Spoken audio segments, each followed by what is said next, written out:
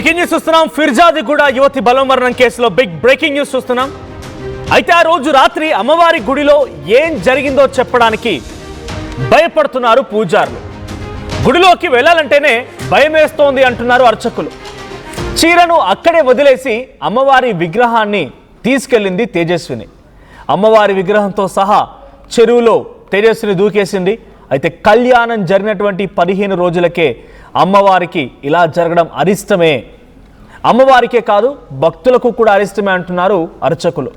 ఇక చెరువులో అమ్మవారి విగ్రహం ఇంకా దొరకలేదు. సో ప్రస్తుతం ఇంట్లోనే తేజస్విని పేరెంట్స్ అరుణ, ఈశ్వరరావు ఇద్దరు కూడా ఇంట్లోనే ఉన్నారు. సో తేజస్విలోకి అమ్మోరు వచ్చిందని పుకార్లు కూడా జరుగుతూ ఉన్నాయి. దేవతే పిలిచిందని చెప్పుకుంటున్నారు జనం. సో విజువల్స్ మనం చూడవచ్చు. ఇక్కడ కనిపించే అమ్మాయి, ఆ అమ్మాయి తేజస్విని. ఫిర్జాదిగూడలోని శంకర్ నగర్లో ఆ అమ్మాయి ఉంటుంది. సో అక్కడ నుంచి ఒక్కసారిగా అర్ధరాత్రి సమయంలో ఆ యువతి నగ్నంగా, పూర్తి నగ్నంగా ఆలయం దగ్గరికి వచ్చి అక్కడ అమ్మవారి విగ్రహాన్ని తీసుకొని పరుగులు పెట్టుకుంటూ వెళ్ళిపోయి ఫిర్జాదిగూడలోని చెరువులో దూకి బలవమరణానికి పాల్పడింది. అయితే ఆ విగ్రహం కూడా ఆ అమ్మాయితో పాటుగా చెరువులో మునిగిపోయింది. ఆ అమ్మాయి పైకి తేలింది, ఆ అమ్మాయిని బయటికి తీశారు, కానీ విగ్రహం ఇంకా దొరకడం లేదు. అయితే ఇక్కడ అమ్మాయి యొక్క మానసిక పరిస్థితే ఈ రకంగా అమ్మాయిని బలవడానికి కారణమైంది అనేది పోలీసులు, కొంతమంది ఎక్స్పర్ట్స్ చెప్తున్నమాట. కానీ జనం మాత్రం ఆ అమ్మాయి అమ్మోరు పూనింది, ఆ అమ్మాయిని దేవతే అక్కడికి పిలుచుకుంది, ఆ అమ్మాయి నిజంగానే మానసికంగా ఇబ్బంది పడి ఉంటే ఇంకేదైనా చేయాల్సిందే. కానీ అమ్మవారి విగ్రహం దగ్గరికి వచ్చి అమ్మవారి విగ్రహాన్ని తీసుకొని నగ్నంగా అక్కడి నుంచి పరుగులు పెట్టి చెరువులో దూకడం ఏంటి? ఇది ముమ్మాటికి అమ్మవారి యొక్క మాయ అన్నట్టుగా కొంతమంది జనం భావిస్తున్నారు. అయితే 15 రోజుల క్రితమే ఆ ఆలయంలో కళ్యాణం జరిగిందట. ఆ కళ్యాణం జరిగినటువంటి కొద్ది రోజులకే ఆ అమ్మాయి ఇలా ఆ విగ్రహంతో పాటుగా చెరువులో దూకి బలవమరణానికి పాల్పడడం ఇప్పుడు ఆ అర్చకులను కూడా భయానికి గురి చేస్తుంది. ఆ పూజారి అర్చకులు ఏం చెప్తున్నారంటే ఇది పూర్తిగా అరిష్టమే, అమ్మవారికే కాదు భక్తులకి కూడా అరిష్టమే, ఇది ఆ పూజారులు చెప్తున్నమాట. అసలు ఆ రోజు రాత్రి ఏం జరిగిందనే విషయం పైన గుళ్ళోకి వెళ్ళి చెప్పాలంటే ఆ పూజారులు భయపడిపోతున్నారు. ఇంకా అమ్మవారి విగ్రహం దొరకలేదు. సో అమ్మవారి విగ్రహం కోసం ఇంకా చెరువు దగ్గర రకరకాల ప్రయత్నాలు జరుగుతూనే ఉన్నాయి. కానీ ఈ అమ్మాయిని మానసికంగా ఇబ్బంది పడింది కాదు, అది పూర్తిగా అమ్మవారి యొక్క మాయ. అమ్మవారే అమ్మాయిని అక్కడికి పిలుచుకొని ఈ రకంగా ఆ అమ్మాయితో పాటుగా విగ్రహంతో పాటుగా వెళ్ళి అక్కడ చనిపోయింది అని అంటే ఇది పూర్తిగా అమ్మవారు చేసినటువంటి విషయమే, అమ్మోరుతో పూనింది ఆ అమ్మాయికి అనేది స్థానిక జనం చెప్తున్నమాట. సో డీటెయిల్గా తెలుసుకుందాం అసలు ఏమంటున్నారు, ప్రజల అభిప్రాయాలు ఏంటి, అర్చకులు ఏం చెప్తున్నారు అనేది మా ప్రతినిధి నిర్మలా సిద్ధంగా ఉన్నారు లైవ్లో. నిర్మలా, సిచ్యువేషన్ ఏంటి? అంటే ఆ రోజు రాత్రి నిజంగానే ఆ జనం అంటున్న అనుమానాల్లో కూడా కొంత కన్సిడర్ చేయాలేమో. ఆ అమ్మాయి మానసిక పరిస్థితి బాగా లేకపోతే, తేజస్వి నిజంగా మానసిక పరిస్థితి బాగాలేకపోతే గతంలో ఇటువంటి మాదిరిగా జరగాల్సింది, ఇంకేదైనా చేసుకుని ఉండాల్సింది. ఇలా నగ్నంగా ఆలయం దగ్గరికి ఎందుకు వచ్చింది, ఆలయంలో ఉన్న అమ్మవారి విగ్రహాన్ని ఎందుకు తరలించింది అనేది జనం ఆరోపిస్తున్నారు కదా. సో అర్చకులు ఏం చెప్తున్నారు, ఇప్పుడు దీని చుట్టూ ఎటువంటి సస్పెన్స్ నెలకొంది? ఎస్ మనోజ్, ఇప్పుడైతే ఇక్కడ నిజంగా చెప్పాలి అంటే కూడా అందరూ భయభ్రాంతులకే గురవుతున్నారు. ఇక్కడ కుర్మ సంఘాల వాళ్ళు ఆలయ ధర్మకర్తలుగా ఉన్నారు. ఈ ఆలయ ధర్మకర్తలే చెప్తూ ఉన్నారు మొత్తం కూడా, ఎందుకంటే ఎప్పుడూ జరగలేదు ఇక్కడ ఇటువంటి సిచ్యువేషన్ కాదు కదా. ఇక్కడ అమ్మవారి గుళ్ళో చిన్న దొంగతనం జరిగిందనే పేరు కూడా ఇక్కడ లేదు, అలాంటి ఘటన కూడా ఇక్కడ జరగలేదు. అలాంటిది ఇప్పుడు ఈ అమ్మాయి ఎక్కడి నుంచో విజయనగరం నుంచి వచ్చి 15 రోజులుగా ఇక్కడ ఉంటూ ఆ అమ్మాయి ఇదే గుళ్ళోకి అలా నగ్నంగా పరిగెత్తుకొని రావడము, అమ్మవారి విగ్రహాన్ని తీసుకెళ్లి ఇదే ప్రాంగణంలో ఉన్నటువంటి చెరువులో తన బలవన్మరణానికి పాల్పడడం అనేది కూడా, ఇదంతా కూడా కొన్ని చెడు సంకేతాలకు మాకు అనుమానాలుగా వ్యక్తమవుతున్నాయి. చెడు సంకేతాలు కలుగుతాయేమో అనే ఒక అపోహలు కూడా మాకు వ్యక్తమవుతున్నాయి. భయాందోళనకు గురవుతున్నాము. ఒక 2-3 రోజులుగా మాకు కంటికి నిద్ర లేదు, నిద్రపోతామన్న భయం వేస్తూ ఉంది. ఎందుకంటే ఒక 15 రోజుల క్రితమే అమ్మవారికి ఘనంగా మేము కళ్యాణం జరిపించాము. ఈ 15 రోజుల్లోనే ఇలాంటి ఘటన చోటు చేసుకోవడం అనేది మమ్మల్ని భయభ్రాంతులకు గురి చేస్తుంది. అమ్మవారే ఏమైనా ఆ అమ్మాయికి పోని ఇటు రప్పించుకుందా అనే విధంగా కూడా ఉంది. అదే విధంగా ఇక్కడ ఇంకా చూసుకున్నట్లయితే కూడా ఇక్కడ మనతో పాటు ఉన్నారు కొంతమంది, ఇక్కడ ఈ బిల్డింగ్ వాళ్ళే ఉన్నారు. అమ్మాయి ఎక్కడైతే ఉంటుందో అక్కడే ఉన్నారు. తనతో మాట్లాడించే ప్రయత్నం కూడా చేద్దాము. అమ్మా కొంచెం చెప్పండి. కిందికి వెళ్దాము, లైవ్ ఆన్ అయింది, అందుకని ఇక్కడే అడిగాను నేను. ఇంకా అందుకు ఇక్కడ వీళ్ళు వచ్చి ఎన్ని రోజులు అవుతుంది? వీళ్ళు 1 month అయింది మేడం. 1 month అవుతుంది. ఎప్పుడు ఫైనాన్స్ చూడటం కానీ ఎప్పుడు వాళ్ళతో మాట్లాడలేదు. వాళ్ళతో ఎవరితో మాట్లాడేది కాబట్టి ఓకే. తల్లి కూతురు అని తెలిసింది. మా హస్బెండ్ అమ్మాయి చెప్పేది నాకు ఇన్ఫర్మేషన్ కానీ జనరల్ గా నాకు పర్సనల్ గా వెళ్ళి నేను మాట్లాడకపోయేదాన్ని ఎవరితో కూడా. తల్లి కూతురుగా ఉంటారు మా పైన సెకండ్ ఫ్లోర్ లో అని తెలిసింది. 1 month నుంచి చూస్తున్నా కానీ ఒక 2-3 సార్లు చూసినాయి, 2 సార్లు చూడలేదు. ఇక్కడ నేను చూస్తే వాళ్ళు వస్తూ పోతుంటేనే చూసినాను. నేను 2-3 times చూసినాను అంతే అమ్మాయిని వాళ్ళు. ఓకే. అయితే ఇక్కడ వీళ్ళు ఒక యాప్ లో రూమ్ తీసుకున్నారు ప్యాకేజ్ గా అని తెలుస్తుంది. ఏం చేస్తున్నారు ఏమో మేడం, వస్తుంటారు చూస్తుంటారు కానీ అందరూ 1-2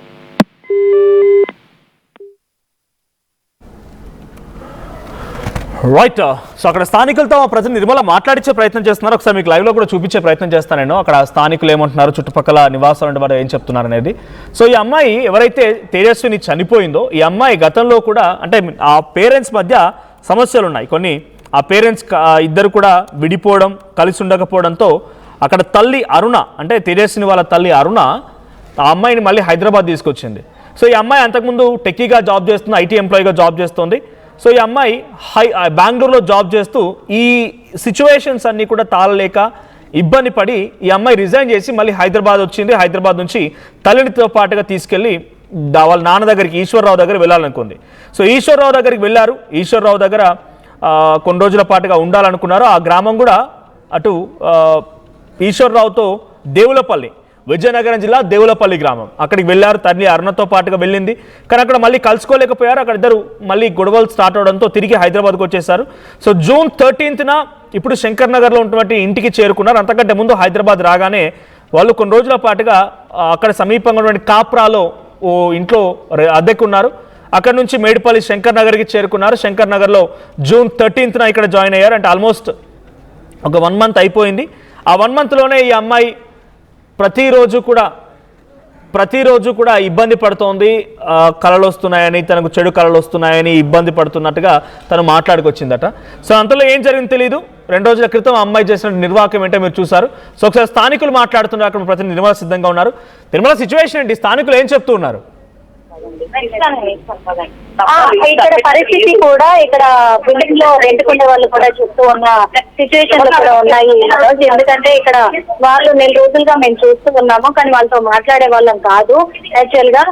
ఇంకొక విషయం ఏంటంటే వాళ్ళు ఎవరితో మాట్లాడారు, కింద మాత్రం ఫోన్ మాట్లాడుకుంటూ తిరుగుతా ఉంటది అని చెప్పేసి కూడా చెప్తూ ఉన్నారు. అదే కాకుండా వీళ్ళు యాప్ ద్వారానే ఇక్కడ రూమ్ తీసుకున్నట్టుగా కూడా చెప్తూ ఉన్నారు. ఓనర్స్ ఇక్కడ ఉండరు అని చెప్పేసి చెప్తూ ఉన్నమాట. అదే విధంగా కూడా ఇక్కడ కాలనీవాసులు అంతా కూడా వాళ్ళు ఇక్కడికి వచ్చి ఒక 1 రోజులే అవుతుంది కాబట్టి మాకంతగా పెద్దగా వీళ్ళతోటి పరిచయం కూడా లేదు. కానీ వాళ్ళెవరితో మాట్లాడాలన్నా కానీ కొంచెం ఇదిగానే మాట్లాడతారు, అంటే కొంచెం ర్యాష్ గానే మాట్లాడతారు. కాబట్టి మేము ఎక్కువగా కూడా వాళ్ళ గురించి పట్టించుకోలేదు.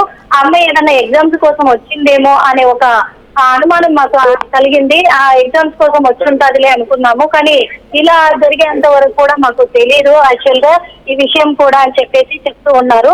ముఖ్యంగా కూడా వాళ్ళ పైన మనం చూసాము, పెద్ద ఫ్లాట్ తీసుకున్నారు వాళ్ళు.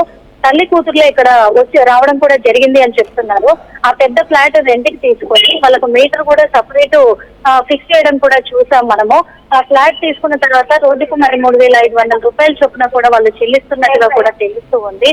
అదే విధంగా కూడా ఇక్కడ వాళ్ళ మదర్ ని ఇందాక మనము మాట్లాడించే ప్రయత్నం చేశాము. ఇక్కడే ఉంది మదర్ కూడా, కానీ తను ససేమిరా కూడా డోర్ కూడా ఓపెన్ చేయట్లేదు. వాళ్ళ బిహేవియర్ లో ఏదైనా కొంచెం తేడా కనిపించేదా? వాళ్ళ స్థానికులు ఏం చెప్తున్నారు? ఆ అమ్మాయి బిహేవియర్ లో ఆ అమ్మాయి ఇప్పుడు మానసిక పరిస్థితిని బాగాలేకనే ఈ రకంగా చేసుకుందని అంటున్నారు కాబట్టి తన మానసిక పరిస్థితి బాగాలేదు అని ఎప్పుడైనా ఆ స్థానికులకు ఆ ఇంటి పక్కల వాళ్ళకి అనిపించిందా? మానసికంగా బిహేవియర్ బాగలేదని ఎప్పుడు కూడా మాకు అనుమానం వ్యక్తం కాలేదు. ఎందుకు అని అంటే కూడా ఆ అమ్మాయి ఎప్పుడు వస్తుంది ఎప్పుడు వెళ్తుంది అనేది కూడా కనిపించదు. కేవలం ఎప్పుడైనా బయటికి వెళ్ళి వచ్చేటప్పుడే కనిపించేది. ఎక్కువ మేము మాట్లాడే వాళ్ళం కూడా కాదు. కానీ వాళ్ళ మదర్ మాత్రం ఎప్పుడు కొద్దిగా పైనుంచి అరుపులు వినిపిస్తూ ఉండేటివి. ఇంకొక విషయం ఏంటంటే సొంతం తల్లి కాదు అనేది వార్తలు వినిపిస్తూ ఉన్నాయి. అడిగే ప్రయత్నం చేద్దాము అనుకుంటే మదర్ మాత్రం చాలా అంటే చాలా రూడ్ గా బిహేవ్ చేస్తుంది. అసలు మీడియాకి నాకు సంబంధం లేదు, మీడియా వాళ్ళు నన్ను మాట్లాడించొద్దు, మీకు ఇంకా అంటే చాలా ఘోరంగా మాట్లాడుతుంది. అసలు మీకు ఎందుకు సమాధానం చెప్పాలి, నేను చెప్పను అని చెప్పేసి కిటికీలు కూడా వేసుకుంటున్న సందర్భాలు అవన్నీ కూడా మన ఆర్టీవీ కవర్ చేసే ప్రయత్నం కూడా చేసింది. అసలు వాళ్ళ మదర్ మాత్రం సత్యమీర ఒప్పుకోట్లో వీళ్ళు మాత్రం అదే చెప్తూ ఉన్నారు. వాళ్ళ మదర్ వాయిస్ మాత్రం ఎప్పుడు వినబడతా ఉంటది, కేకలు వినబడతా ఉంటాయి. అలాంటిది మరి ఏమైంది తెలియదు. కానీ ఆ అమ్మాయి మానసికంగా మెంటల్ గా తన స్టేబుల్ గా లేదు అనేది అయితే మాకు అనిపించలేదు. ఎందుకంటే మేము మాట్లాడలేదు కాబట్టి చూస్తే బాగానే ఉంటది అమ్మాయి అని చెప్పేసి కూడా చెప్తున్న మాటలు అయితే వినిపిస్తూ ఉన్నాయి. Manoj. Right, thank you Nirmala. So మొత్తంగా తేజస్వినికి సంబంధించి చుట్టుపక్కల స్థానికులు కూడా తనపై ఎటువంటి మానసికంగా ఇబ్బంది పడుతున్నారు ఎప్పుడు అనిపించలేదు అని వాళ్ళు చెప్తూ ఉన్నారు. బట్ ఇక్కడ పూజారులు మాత్రం ఆలయంలో ఏదైతే అమ్మవారి విగ్రహాన్ని తేజస్విని అక్కడికి వచ్చి నగ్నంగా విగ్రహాన్ని ఎత్తుకొని చెరువులో దూకి బలమరణానికి పాల్పడిందో ఆ అమ్మాయి అయితే పైకి తేలింది, కానీ విగ్రహం మాత్రం ఇంకా మిస్సింగ్. విగ్రహం గురించి అనేక రకాల తనిఖీలు జరుగుతూ ఉన్నాయి. అట్ ద సేమ్ టైం పూజారులు ఎవరైతే ఆలయంలో పూజలు చేస్తారో ఆలయంలో పూజలు చేసినటువంటి ఆ పూజారులు అర్చకులు కూడా కొంత భయపడిపోతున్నారు ఆలయంలో వెళ్ళాలంటే. 15 రోజుల క్రితమే కళ్యాణం జరిగింది, అంతలోనే ఇలా జరిగిపోయింది. సో ఎవరు ఊహించినటువంటి పరిణామం. సో అక్కడికి వెళ్ళాలని అక్కడ జరిగిన సంఘటన గురించి చెప్పాలన్నా కూడా భయపడిపోతూ ఉన్నారు. సో ఈ అమ్మాయి కూడా అక్కడ జరిగినటువంటి సంఘటన చూసి స్థానికులు చెప్తున్న మాట ఏంటంటే ఏదో యాదృచ్ఛికంగా జరిగింది ఏం కాదు, ఆ అమ్మాయి మానసిక పరిస్థితి బాగా లేక అక్కడికి వచ్చి ఆ విగ్రహాన్ని ఎత్తుకొని వెళ్ళిపోవడం కంటే కూడా ఆ అమ్మవారే ఆ అమ్మాయికి పూనింది, అమ్మవారి పూనింది, ఆ అమ్మవారే ఆ అమ్మాయి చేతి ఇలా చేయించింది. ఇది వాళ్ళంతా చెప్తున్నమాట. సో రోజు రోజుకి ఈ సంఘటన పైన అనుమానాలు మరింతగా ఎక్కువైపోతూ ఉన్నాయి. సో నిజంగానే అమ్మవారు పిలిచింది అనేటువంటి స్థానికుల మాటలో నిజమెంత? సో మీరేమనుకుంటున్నారు ఈ సంఘటన వచ్చేసిన తర్వాత? ఒక అమ్మాయి రాత్రి సమయంలో నగ్నంగా వచ్చి ఆలయంలో విగ్రహాన్ని ఎత్తుకొని వెళ్ళిపోయి ఓ చెరువులో దూకి చనిపోయింది, ఆ విగ్రహం మిస్ అయిపోయింది. సో ఇక్కడ మానసిక పరిస్థితి బాగాలేదనేది కొందరి వర్షన్, ఇంకొందరు ఏమో అమ్మవారే పూనింది, అమ్మవారే ఆ అమ్మాయి చేత చేయించింది అనుకుంటున్నారు. సో మీ అభిప్రాయం ఏంటి? నిజంగానే అమ్మవారు ఆ అమ్మాయికి పూనింది, ఆ అమ్మాయి చేతే అమ్మవారిలా చేయించిందని మీరు అనుకుంటున్నారా? లేదు మానసిక పరిస్థితి బాగాలేకనే తేజస్విని అనే అమ్మాయి ఈ రకంగా చేసింది అనుకుంటున్నారా? మీ అభిప్రాయం ఏంటో కామెంట్ చేయండి.